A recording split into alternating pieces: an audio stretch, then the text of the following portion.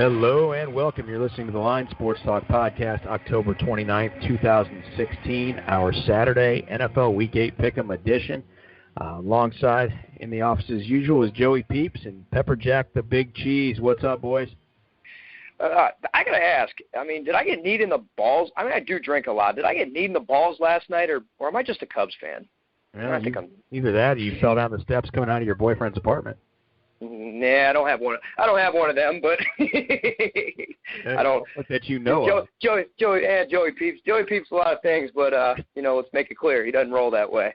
I feel it. Pepper Jack, are you in town and available? I'm ready to go. Excellent. So am I, man. I'm ready. I just want to remind all our listeners out there that the Line Sports Talk Podcast is brought to you by our friends at Sunday Swim. Sunday Swim, better your Sundays. Go out and check them out on the website. It's not too late to get started. You can pick a season-long schedule beginning right now in Week 8. Pick against the spread. There's a strategy, either betting straight or two-team parlays. Sign up, create a league, invite your friends, and compete now. Sunday Swim, don't sink. Check them out at sundayswim.com. Get your picks in. Now that said, let's get our picks in, man. I want to get right at it. Game 1, Holmes. Early morning, once again, another London matchup. I couldn't be more tired of this breakfast with the NFL bullshit. Washington at Cincinnati, in my eyes, wasted home game for the Bengals. Over under 49.5. Cincinnati is lying 3 points. What do we got here? Jack, start us off.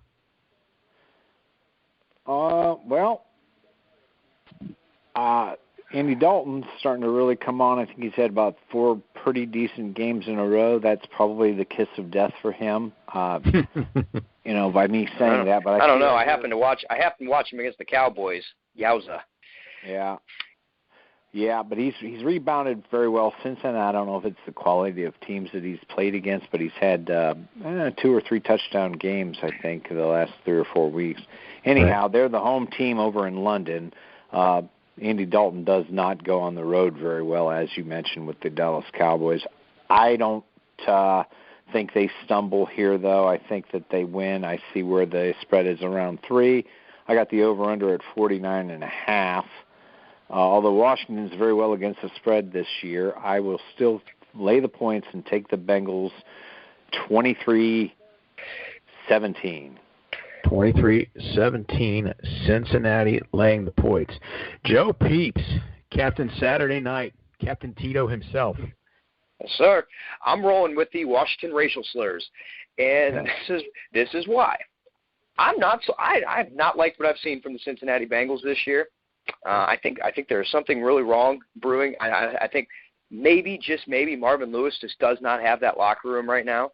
Their defense, the one thing that surprises me about Cincinnati so much this year is their defense isn't very good. That's what I thought their would be their trademark. A.J. Green's a player, but I'm going to go with the Skins in this game. I'm mainly just because, not because anything they're doing great, but mainly because I just don't like what I've seen from the Cincinnati Bengals this year. Their defense is pretty bad, and that surprises me. Yeah, I see where you're coming from. I'm going to throw my pick at you. I think Cincinnati wins this game, and I've got Cincinnati laying the 3 points, winning this 28-20, just because they are a better team than Washington. But the difficulty of traveling across the pond, playing in London, none of that stuff bodes well for anybody. And I think they all got to get their footing in the matter of a couple days, and I just don't like these matchups. I hate that they go over there and do it anyway. I'll take Cincinnati and lay the 3. Cincinnati wins that game 28-20. The Bengals got to dedicate this game to the protesters in North Dakota. Somebody should do something. This is actually a pretty good game on the docket tomorrow. I think this got moved to 4 o'clock, if I'm not mistaken. As a matter of fact, as I look now, it did. But Green Bay at Atlanta is now the 4:26 game. Let me start this one off, if nobody minds. Green Bay is a 3-point dog on the road, over-under at 52.5. Atlanta is just, it's a track meet against everybody.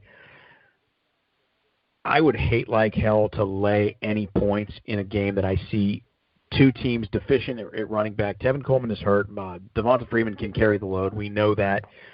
This game smacks of scoring, and a ton of throwing. Green Bay throws the ball 60 times tomorrow, I think.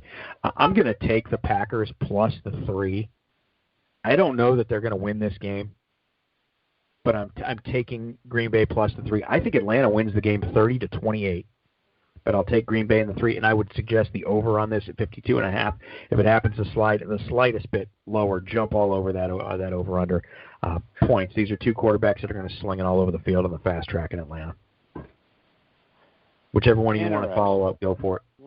Well, I'm looking out here on Odd Sharks football trends, and I do see where, and this is kind of interesting, the total has gone under in 4 of Green Bay's last 5 games. Mm-hmm. However, the total has gone over in 6 of Atlanta's last 7 games. So way over. Yeah, so Atlanta's games are going over, Green Bay's going under. 52.5 is what I got out here on Odd Shark. 70% of America thinks that game is going over the total. Yep. Atlanta's playing very, very well. You mentioned a few weeks ago how Green Bay, I believe, no one can run against Green Bay. Except for Ezekiel Elliott, yeah. Yeah, and then we saw what Ezekiel Elliott did to them. Atlanta does have that two-headed monster. I think that let's keep in mind the Dallas Cowboys. That offensive line is there's some punishers there. Sure. I think Coleman is out, Pepperjack. Is he out? I heard. I can't be 100%. I'll be happy to look while you're talking. Okay. Well, the way I see this game falling out, Green Bay really. I still think they're struggling with their offense for some reason. I don't know if Jordy Nelson is still feeling the effects from his ACL injury last year. Hasn't really been a big part of that offense. I just see Atlanta spreading the ball around on Green Bay. I see it being a pretty high-scoring game, and I'm kind of with you around 30-27. But I'll go. Did you go with Green Bay or did you go with Atlanta, Tom? I picked Green Bay plus the 3 points, but I think Atlanta wins the game 30-28. Gotcha. I'm going to stick real close to where you're at. I'm thinking it's a 30-27 ball game with Atlanta. That home field advantage is going to come into play late in the game. 30-27 Atlanta. Gotcha. Joe Peeps, fire away, man. Oh, and Tevin Coleman is out. Been ruled out as of late. I'm having a battle within myself. The heart wants to see Aaron Rodgers come back and say, okay, now you guys forgot. This is who I am. That's my heart talking. But my mind is telling me Atlanta. I just see a lot of things wrong with the Green Bay Packers at the moment.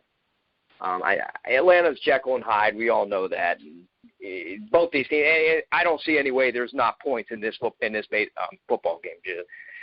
There's going to be points, but I'm kind of going with you guys. I think it will be somewhere along the lines of I'll even go a step further and say 34-31. But I'll take Green Bay given the 3 points because Atlanta's defense is terrible. Yeah, it's nice to have Green Bay in some points. So 34-31 with points. I like it. Green Bay doesn't have a running attack at all unless Niall Davis gets in. They had 10 days off since last Thursday. I don't know if Niall Davis is going to come over and make a difference, but I think you're right. They will have It depends. Did Eddie Lacy hit Sonic the night before? That's gonna that's gonna depend. He could be a little sluggish the next day. I mean, if he's on IR, so it doesn't matter. He's not playing. Okay. Ty Montgomery filled in last week from the receiver position, moved into running back. I don't think that from a fantasy perspective, you want to make the play with Ty Montgomery like you might have snuck him in last Thursday night. You don't want to this week. I think he will split some carries with Niles Davis, but like Pepper Jack just said, in 10 days, does Davis pick up the blocking schemes? I don't know. I think this game's such a boat race that I wouldn't touch a Green Bay running back from a fantasy perspective at all. Look for the shootout like we all think. So on to the next. This is to me, the least interesting game on the entire list today, unless you want to make fun of Brock Osweiler, which I really want to do. He's on my shit list. I know I do. I want to torture. Detroit travels to Houston. Houston is a 2.5-point favorite at home. Over under here 46. Whoever wants to kick that one off, because I'm going to be long-winded about it. Go ahead. I'll go. Let me just start this segment off by saying something very, very intelligent. Brock Osweiler sucks. That's the smartest thing you've ever said. I know, right? But I have my moments. We actually need to sit back and absorb that for a second. but all seriousness aside, I'm rolling with the Detroit Lions in this game. The offense can score. The defense, I understand, is terrible, but I really don't care. I mean, like I said, Soak it in one more time. Brock Osweiler sucks. And that's the issue. I like the Detroit Lions, seriously, though, in this game. I like them to win. There's going to be probably will be a high-scoring game. Brock will throw a couple interceptions, and Stafford's never prone to do either. But I'm going to go with Detroit Lions to win this game 31-20. 31-20. Pepper Jack, pick it up. Pepper Jack is looking here. Houston, a tale of two defenses. Last Monday night, I believe they were up against the Broncos. The game was in Denver, right? Yes, it was. No. That game was in Denver. Yeah, I'm sorry. Apologize. Okay, so now they're home, but they're going against a Detroit Lions football team that's ranked 32nd against the pass in the NFL. Man, I tell you what, we talked earlier, if this isn't the game where Brock Osweiler does something, then I think that whomever the general manager is of the Houston Texans might be found hanging from a tree on Tuesday or on Monday. But anyway, the way I look out here, I see. Well, he definitely might be searching for another job, probably in insurance or real estate, something like that. It's not anywhere in the National Football League. I can tell you that much. Yeah, I can see a lot more of Lamar Miller this weekend against Detroit. I can see Osweiler using that tight end because I don't think Detroit handles tight ends very well. Also, Fedorowicz, I think is his name. He should probably have a decent game. If Will Fuller and DeAndre Hopkins don't make some noise this week, then really something's wrong in Houston. Detroit's just they got a little bit of an issue at running back. I think they're banged up. I don't know if Riddick plays this week. I don't know if Zach Zenner is the answer. Yeah, I look at this game being, it's according to my book, 46. 66% of America is over the 46.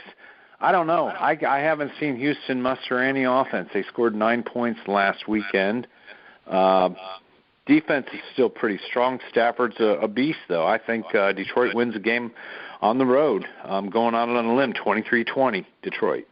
All right, my turn. But you know what? You and I are on a pretty tight page on this one, too, even close in the score category. I agree. Brock Osweiler is terrible.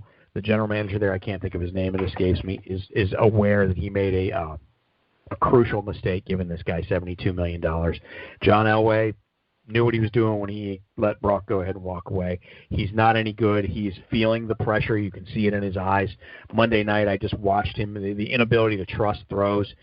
He's not on any page with DeAndre Hopkins. And let's be fair, Hopkins played with some lousy quarterback play over the last couple of years and put up great numbers. DeAndre Hopkins is a monster. I think that if Brock Osweiler does not get the ball to Hopkins early, often, and in the end zone this week, Hopkins is going to have to open his mouth to management, to coaches, and say, we can't do this anymore.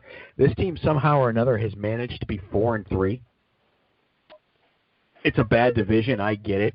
This is the only team in a division lead in the NFL with a negative point differential. They are negative 37 points, and they are in the top of that division. That's not going to hold on forever. They've only scored 117 points on the entire season. That is the lowest in all of the NFL for division leaders, with the exception of the Seattle Seahawks, who we've seen them do that before. They've scored 111 points, and they actually had a 6-point tie last week, which affects that quite a bit.